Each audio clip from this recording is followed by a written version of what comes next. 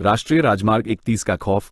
समय रात करीब 1 बजे। स्थान राष्ट्रीय राजमार्ग 31, मध्य प्रदेश, नेशनल हाईवे 31, मध्य प्रदेश। रात काले कोहरे की तरह चारों ओर फैल चुकी थी। राष्ट्रीय राजमार्ग 31 पर सिर्फ मेरी कार की हेडलाइट्स ही रोशनी बिखेर रही थी।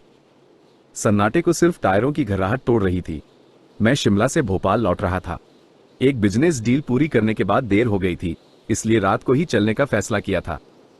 मोबाइल नेटवर्क तो घंटों पहले ही खत्म हो चुका था, जिससे अकेलेपन का बोझ और बढ़ गया था। गाड़ी चलाते हुए पुराने गानों को ऊंची आवाज में सुना ताकि थकान और नींद पर काबू पा सकूं।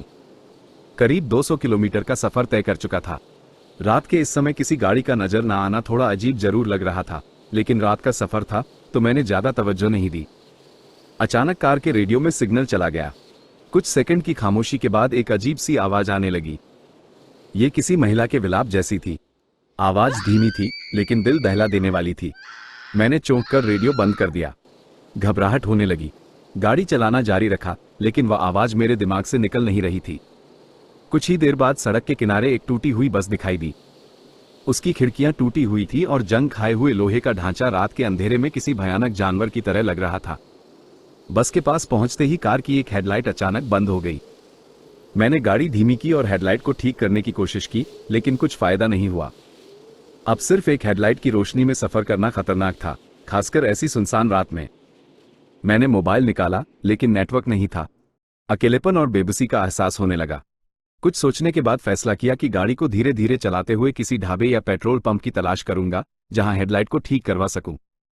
कुछ किलोमीटर आगे बढ़ने के बाद एक मोड़ आया। मोड़ काटते ही सामने का नजारा देखकर मेरी सांसें थम गईं।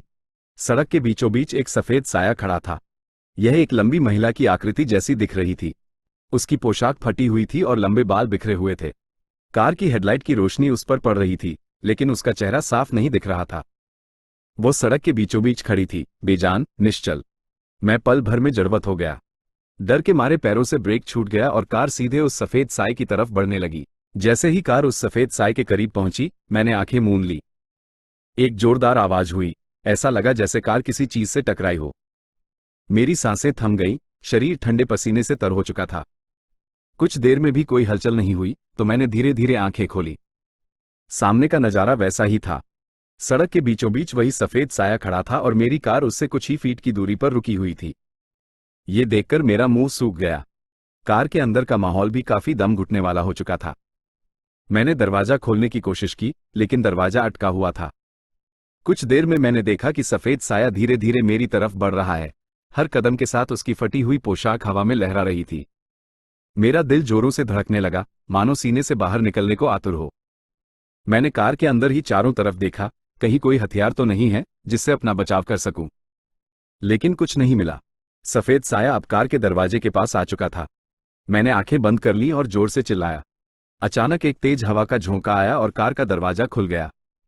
मैं बिना सोचे समझे कार से बाहर निकल भागा। पीछे से हवा में सफेद साए के फटी हुई पोशाक का फड़फड़ाने की आवाज आ रही थी। रात का अंधेरा घना था, लेकिन मेरी जान की परवाह किए बिना मैं बस भागता रहा। न जाने कितनी देर मैं भागता रहा, लेकिन पीछे से आने वाली आवाज कम होने का नाम नहीं ले रही थी। थकावट के कारण मेरी सांसें तेज हो चुकी थी और पैर लड़खड़ाने लगे। तभी अचानक दूर से रोशनी दिखाई दी।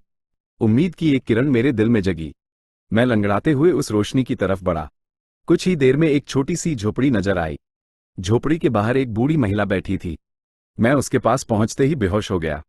अगली सुबह जब आंख खुली तो मैं उसी झोपड़ी के अंदर लेटा हुआ था। बूढ़ी महिला मेरे पास बैठी थी। उसने मुझे बताया कि रात में बेहोशी की हालत में उसे मेरा शोर सुनाई दिया था। मैंने उससे रात में हुई घटना के बारे में बताया। वो हैरानी से मेरी बातें सुनती रही। जब मैंने उसे सफेद साए के बारे में बताया तो वो बोली, राष्ट्रीय राजमार्ग 31 पर कई साल पहले एक महिला की कार दुर्घटना में मौत हो गई थी। कहते हैं उसकी आत्मा आज भी इस सड़क पर भटकती रहती है। बूढ़ी महिला की बातों ने मेरे रोंगटे खड़े कर दिए। क्या रात में सड़क पर देखा गया सफेद साया वाकई उस दुर्घटनाग्रस्त महिला की आत्मा थी? उस दिन बूढ़ी महिला ने मेरी गाड़ी को ठीक करने में मदद की और मुझे निकटतम शहर तक पहुंचाया। रास्ते भर मेरे दिमाग में उस रात की खौफनाक घटना घूमती रही। राष्ट्रीय राजमार्ग 31 पर हुई घटना ने मुझे जिंदगी भर का सबक सिखा दिया। अकेले रात में सफर ना करना, खासकर ऐसी सुनसान सड़कों पर जहां अज्ञात खतरे मंडराते रहते हैं।